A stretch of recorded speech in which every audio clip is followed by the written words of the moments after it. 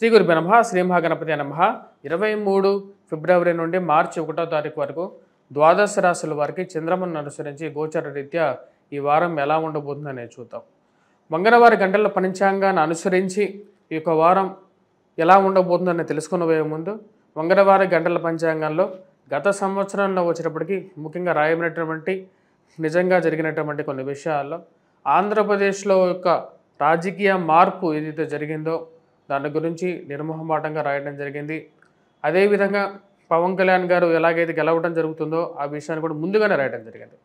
అదేవిధంగా జరుగుతున్నటువంటి యుద్ధం మరియు అదేవిధంగా క్రోధినామ సంవత్సరంలో ఏదైతే రష్యా ఉక్రెయిన్ యుద్ధం మరియు అదేవిధంగా గాజాలో జరుగుతున్నటువంటి యుద్ధం అనేది అనివార్యం అని చెప్పి రాయడం జరిగింది. ఈ యొక్క మన పూర్వీకులు అమూల్యమైనటువంటి జ్ఞానాన్ని మనకి ప్రసాదించడం జరిగింది. వాటిని అనుసరించి రాయడమే జరిగింది. కానీ నా యొక్క గొప్పతనం అంటే ఏమీ లేదు. ఏవైతే తప్పులు జరిగాయో అది నా పూర్తిగా నా యొక్క పరిజ్ఞాన లోపంగా నేను పరిగణించడం జరుగుతుంది. శాస్త్రాల తప్పు ఆపాదించాల్సిన అవసరం ఏమీ లేదు. ఈ యొక్క వారం ద్వాదశ రాశుల వారికి ఎలా ఉండబోతుందని తెలుసుకునే ముందుగా గ్రహస్థితి ఈ యొక్క వారం గమనించినట్లయితే రాహు వచ్చేటప్పటికి మీనంలో, కేతువు కన్యలో, గురువు వచ్చేటప్పటికి మనకు తన యొక్క సంచారం వృషభంలో కొనసాగుతుంది. అదేవిధంగా మనం గమనించినట్లయితే కుజస్తంభన అనేది ఈ వారంలో మిథునంలోనే కొనసాగుతున్నాడు.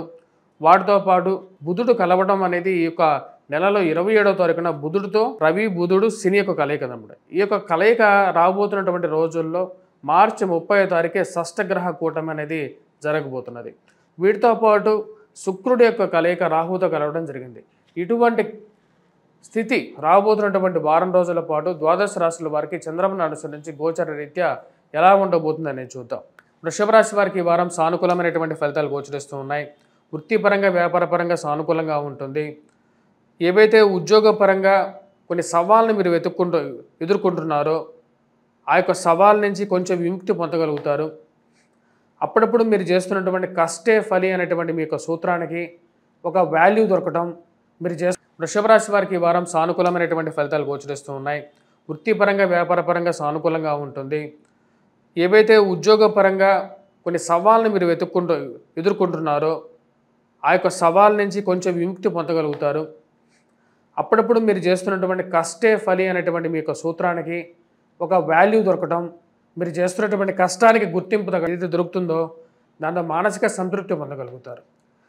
ఇంత కష్టపడుతున్నాను అయినా సరే ఈ యొక్క కష్టానికి తగినటువంటి గుర్తింపు దొరకట్లేదు అని చెప్పి మీరు భావిస్తున్నారో అది ఒక అప్రిషియేషను, మీరు చేస్తున్నటువంటి కష్టానికి తగినటువంటి ఒక సానుకూలమైనటువంటి ఉద్యోగపరంగా వ్యాపారపరంగా ఒక పురోభివృద్ధి దిశలోకి స్లోగా మూమెంట్ అవ్వటం మానసిక సంతృప్తిని ఇవ్వగలుగుతుంది. ఉద్యోగపరంగా వ్యాపారపరంగా ఈ వారం సానుకూలంగా ఉండే విధంగా ఉంది. నూతన ఉద్యోగ ప్రయత్న సంబంధితమైన విషయాల్లో సానుకూలమైనటువంటి ఫలితాలు గోచరిస్తూ ఉన్నాయి. దుబారా ఖర్చు విషయంలో ఒకటే నిర్ణయం తీసుకుంటారు. ఖర్చు పెట్టాల్సినటువంటి డబ్బుని చాలా పొదుపుగా ఉండాలి, దుబారా ఖర్చు తగ్గించుకోవాలి అని చెప్పి నిర్ణయించుకుంటారు. ఇదే విషయాన్ని కుటుంబంలో అందరికీ చెప్పి వారిని ఒప్పించి ఒకటే మాట మీదకి తీసుకురావాలనుకుంటారు. కోప తాపాలు అనేవి శాశ్వతం కాదు.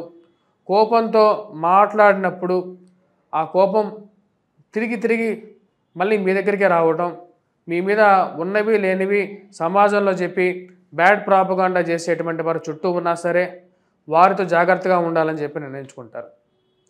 ఈ రాశి వారికి ఖర్చు విషయంలో చాలా జాగ్రత్తగా ఉండాలి.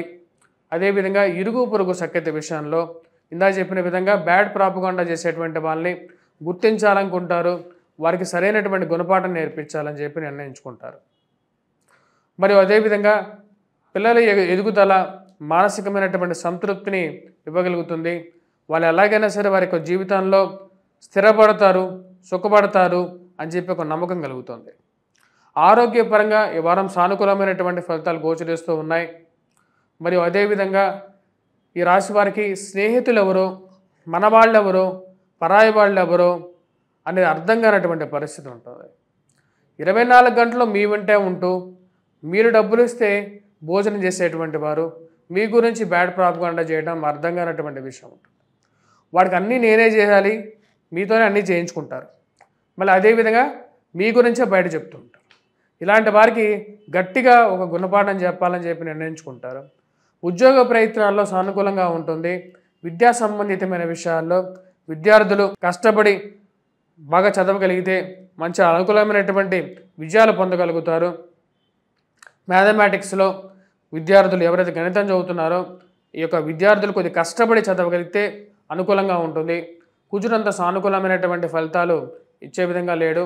కాబట్టి గణిత విద్యార్థులు ముఖ్యంగా కొద్ది కష్టపడి చదవవలసినటువంటి ముఖ్యమైనటువంటి సూచన. రాజకీయంగా కొంచెం ప్రతికూలంగా ఉన్నప్పటికీ కూడా ఈ వారం మీకు మీ వెనకాల ఉన్నటువంటి వారు సపోర్ట్ చేయకపోయినా సరే మీ బయట ఉన్నటువంటి వారు మీ యొక్క యోగ్యతని గుర్తించడం అనేది ఒక మంచి పరిణామంగా మీరు భావిస్తారు. ఈ రాశివారు చేసుకోవాల్సినటువంటి పరిహారాల్లో ముఖ్యంగా వచ్చేటప్పటికీ గురుగ్రహ మంత్రజపం, దత్తాత్రేయ స్వామి ఆరాధన చేసుకోవాలి. ఈ యొక్క వారం శివారాధన అనేది చాలా ముఖ్యం. 26వ తారీఖున మనకు శివరాత్రి, పరమ పవిత్రమైనటువంటి శివరాత్రి దినాన 25వ తారీఖున జాగరణ చేస్తున్న సమయంలో ఈ యొక్క రాశివారు వివాహం గురించి ప్రయత్నం చేసేటువంటి వారు కొంచెం గంధాన్ని ఆవు పాలలో వేసి శివయ్యను పూజించినట్లయితే సానుకూలమైనటువంటి ఫలితాలు పొందగలుగుతారు. అదేవిధంగా ఎవరైతే వ్యాపారపరంగా అభివృద్ధి కోరుకుంటున్నారో వారు ముఖ్యంగా ఈ యొక్క శివరాత్రి రోజు జాగరణ చేసే సమయాన ముఖ్యంగా వచ్చేటప్పటికే ఫలోదకాలు, అంటే ఇక ఏవైతే ఫలోదకాలు ఉంటాయో మనం ముఖ్యంగా వచ్చేటప్పటికి మామిడి, ద్రాక్ష మరియు అదేవిధంగా ఇక ఫలోదకాలు ఏవైతే ఉంటాయో వాటితో పాటు ఇక ఆరెంజెస్ కానీ ఏవైతే దొరుకుతున్నాయో వాటిలో మార్కెట్లో వాటితో అభిషేకం చేసినట్లయితే, ఆ ఫలోదకాలతో అభిషేకం చేసినట్లయితే మంచి సానుకూలమైనటువంటి ఫలితాలు పొందగలుగుతారు.